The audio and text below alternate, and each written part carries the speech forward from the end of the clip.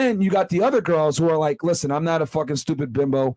I want to go to school. I want to be successful. I want to fucking be there and compete with the boys or beat the boys at their game. Okay. And this woman represents the latter. Okay.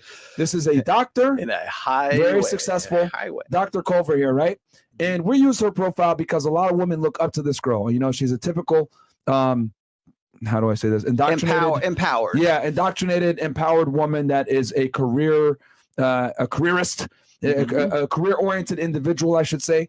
And what I want people to understand, or the guys that are watching the show to understand, is that a lot of the girls that you see and or date look up to women like this that pursue higher education. And my only warning is, you guys have heard me say this on the show a million times. I have no issue with women in the professional world. I have no issue with women in the higher education field, girls that are earning money, etc.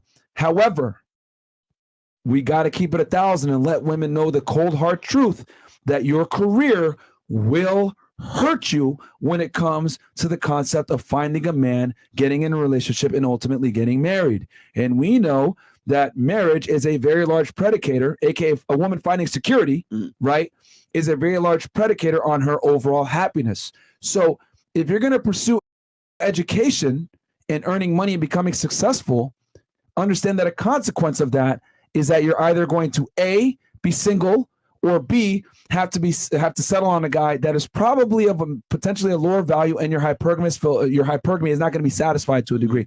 Now, we picked this girl not only because she's a doctor, but she checks off a couple of boxes. She's a social media influencer with a blue check, large following, okay? She's a doctor, higher earning, and has some status. This, on paper for a man, is fantastic. You're going to have a bunch of dating options. This on paper for a woman is fucking bad, really bad, because what she's effectively done with her success is she's ostracized 99.9%, not 99.9%, but better than 95% of the male counterparts that would be able to fulfill it. And any man that does fall into this list that would qualify to date this girl is probably gonna be deficient in something. The only guys that are gonna make that kind of money and also be able to have the sexual market value, whatever, are going to be guys that, quite frankly, are going to have a lot of bitches, entertainers, athletes, other doctors, potentially. She's not going to be able to get a guy at her level that will take her seriously and make her the only one. Right. I think she is 33 years old. I'm looking at the chat here. I believe she's been divorced, 30, right? She's been divorced once already. You'll know that's why there's no man in the picture here. Okay. It's not because she's like trying to cut them out. There was a post you wanted to show us too, right? It's right there dead in the center there. It says, how would I pay for my 44,000 things? I think it's a video. Okay. So Chris, there's no music to it or anything. Yeah, there's no music. We're good. Hit settings real quick, Chris. Yep. And then go ahead and hit audio, echo cancellation, and then hit stereo audio. That will, I think, keep on check. That might help. Yeah, I think that'll fix it right there. No echo. Guys, in the chat, give us ones in the chat if the audio is good on her when we play this video. Let's go ahead. And the title is How I Paid $440,000 US of student loans in 3.5 years. Can we? Go for it. Is it? Why not? All right, pause real quick. Okay. Yeah, we can keep the music off, but just play. You might get hit with a copyright. Yeah, there you go. Okay. So pause it right there if you can. When it comes back around. Yeah. Okay.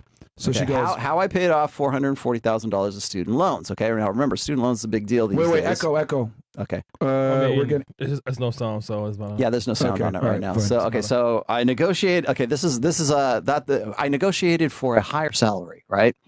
That's her trying to say, well, women aren't. I think you probably heard Jordan Peterson or maybe David Buss or somebody says this. It might even be Steven Pinker. He says one of the reasons why Jordan Peterson mentioned it. Why there is a gender gap is because women are more agreeable. And the only thing is that since a lot of women aspire to be one of the two, whether it's a hot girl that's using her sexuality overtly to get money and attention and resources from men, or women like her that are successful and still making money but doing it surreptitiously, using their sexuality to get attention and resources from men.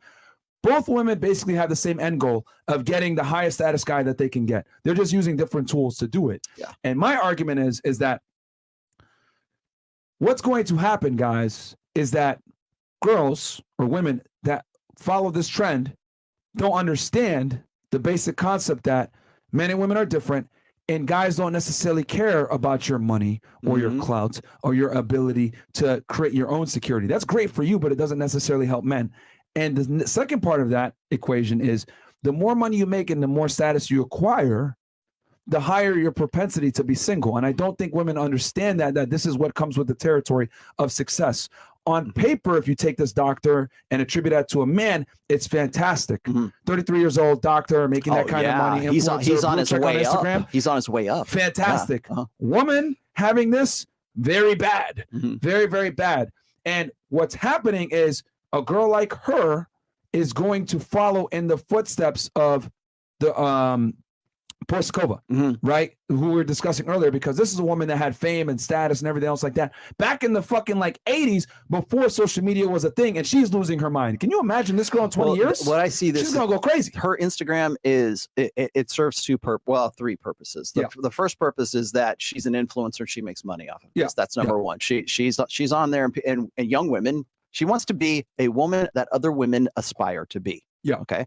So here, you can do it too. That's why she put out that one post about how she paid off $440,000, and you can do this too, girl. All you got to do is eat top ramen, and you got to get a side hustle, and you got to negotiate for more money, because that's what really tough bitches do, right? That's each one of those is a trope, by the way. It's a feminist empowerment trope. I wonder what her ex-husband is about. I wonder what he would have to say, but her side hustles probably pay her more money than her actual job that she went to at least 8 years of college, and in medical school to get to. And so it's almost self-defeating in a sense. It's like she's a good-looking girl. She could probably make more money doing OnlyFans than she could doing what she's doing here. Now, I'm not saying she should, and I'm glad that she's not doing that. And it's like, in a way, it's kind of a positive message, because it's like, you don't have to do OnlyFans. You can be a doctor like me, but the doctor part of all that is just it's like an accessory to what she's really doing, which is her side hustle and being an influencer.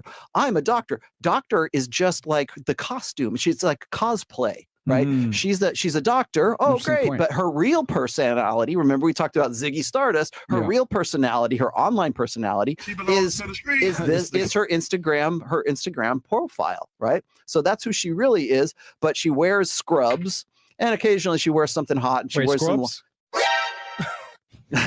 Yeah, Chris, anytime a girl's in the medical field, he immediately says, scrubs. Yeah.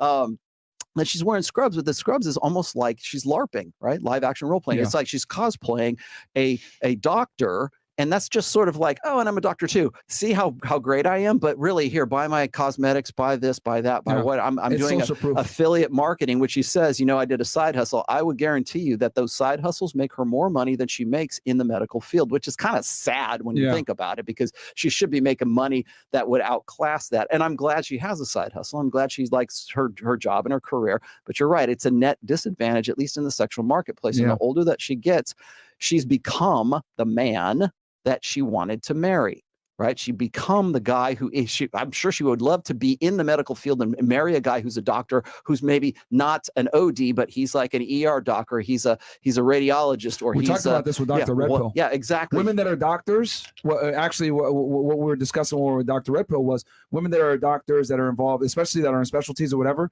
typically want a doctor at least on their level, if not higher status than themselves. They're not getting with they're not getting with scrub techs and transport nurses. It's very difficult for them to date. Like he was explaining how like so many of them are chronically single, and it's very, very difficult for them to find a guy that's on their level from a socioeconomic status. And then here's another thing too. I don't know if you guys have ever dated a girl that is educated at a higher level, whether it's a graduate degree or a PhD, whatever. These types of women, guys, are not stupid. They're intelligent, which means they need immersive conversation. They need a guy that is articulate. They need a guy that can go ahead and have deep conversations to a degree. So women that are educated a lot of the times also need to be cognitively stimulated by the man that they're dealing with. You understand? Right. So it once again adds another metric that's required upon the man to be attractive to them. And the more standards a girl has, the higher her likelihood of staying single. And if you find this guy is he going to commit to you? And my argument is if you find a guy that's a full package, well, guess what? Other women have found that guy too, more than likely. Right. And he's going to go ahead and exercise those options because, like I said before, you can't tell a self-made millionaire, aka a man that's successful, let's say a surgeon or whatever it may be, how to spend their money when you're a trust fund baby. And they'll be like, well, no, I worked really hard too. Unfortunately, your money is irrelevant. So I think women need to understand that. Now, I have a controversial take here, and this is where you can go ahead and say, misogyny, or hit me with the, how dare you? But, and this isn't necessarily for this doctor, I'm speaking in general right now. When a girl says, I'm focusing on my career or making money, or I'm like Lori Harvey, for example, right? She said to Michael B. Jordan, he wanted to take it to the next level. And I did a full show on this recently, which is extremely stupid, but he wanted something more serious. And she said, I focused on my career, etc. I'm going to go ahead and translate that for y'all in womanese to English. I want to increase my own income and status to give myself the option to get the best I can get when I've done nothing to accumulate, and when I've done nothing to actually make myself attractive to the very man I now feel entitled to have. That is what it means when a woman says, I want to chase my career. I would argue that women don't necessarily care about their fucking career. What is more important is the doors that open from said career. This is why I've seen so many girls that are successful, become a doctor, become a lawyer, whatever it is. Once they have children, that shit falls by the wayside. They start spending less time at the office and more time at home. However, on the other side, the man starts to spend more time at the office and works more hours to make more money for the kid. There's no more honest way to get a guy off his ass to make money than having children. If he doesn't want to work for his fucking children, more than likely he's never going to work. And I also want to say this too for all those people out there that say, Myron, that's fucking misogynistic. Oh. How dare you? They did a study in Ireland, and what they found was a bunch of women, thanks to the pandemic, right? A lot of people had to go home and work from home. And you know, when you're working from home, you're around family and you caretake them as well and everything else like that. And what they found is that when it was time to return to the offices, back into the workforce, traditional 9 to 5, working from the office, not from home, etc., a majority of the women did not go back to work. They preferred to be around loved ones and taking care of them versus entering the workforce. A lot of the times when women are in the workforce, it's almost like pregnancy leave. It's because they have to do it to a degree. But this is why women are so hell-bent on getting a guy that makes more money than themselves. Women want the luxury of being able to work from an elective standpoint, not a necessity standpoint. They want to be able to go to work, but be able to tell their boss at any given time, fuck you, I don't want to do this anymore. Go home and have a man that's going to provide for them. That's why women love marriage and security so much, because it allows them to still be independent to a degree. But if things get too hard or family comes in or whatever else, they can go back and revert to their biological hardwiring of, I'd rather be around people. Fuck things. And my thing is women just need to understand this. I mean, I wanted to ask you about Lauren Harvey.